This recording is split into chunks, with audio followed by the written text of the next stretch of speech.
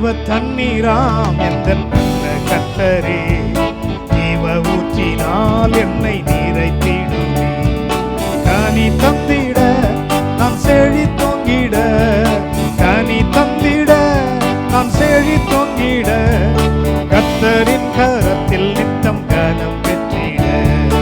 ஊற்று தண்ணீரே எந்தன் தேவ ஆவியே, ஜீவநதியே என்னில் பொங்கி பொங்கி வா. ஆசீர்வதியும் என் நேச கர்த்தரே, ஆசீர்வதியும் என் நேச கர்த்தரே, ஆவியின் வரங்களினால் என்னை நிரப்பும், ஆவியின் வரங்களினால் என்னை நிரப்பும். எண்ணாகமம் 21ஆம் அதிகாரம் 17ஆம் வசனம். அப்பொழுது இஸ்ரவேலர் பாடின பாட்டாவது, ஊற்று தண்ணீரே பொங்கி வா, அதை குறித்து பாடுவோம் என்றார்கள்.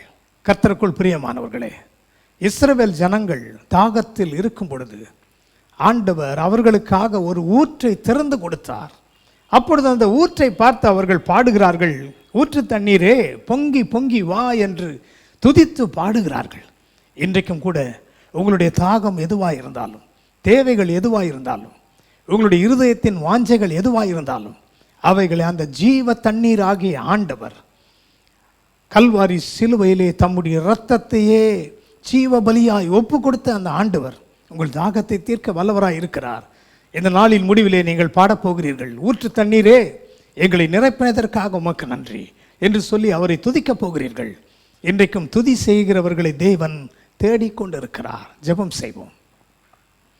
அன்பின் ஆண்டவரே, இந்த அருமையான நாளிலும் கூட ஆண்டவரே, இஸ்ரவேல் ஜனங்கள் தங்கள் தாகம் தீர்க்கப்பட்ட பிறகு ஊற்று தண்ணீரே பொங்கி பொங்கி வா என்று உம்மை துதித்து பாடினார்கள்.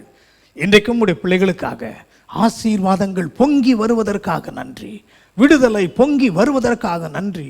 உம்முடைய ஜீவ ஊற்றிலிருந்து ஆண்டவரே, நிரந்தரமான ஜீவ ஊற்றிலிருந்து ஆசீர்வாதங்கள் பொங்கி வரட்டும். உடைய பிள்ளைகள் அதை பெற்றுக்கொண்டு இருதயங்கள் பொங்கி வழிய செய்வீராக. உம்மை துதிக்க கிருபை செய்வீராக. இயேசுவின் நாமத்தில் ஜெபிக்கிறோம் நல்ல பிதாவே, ஆமென்.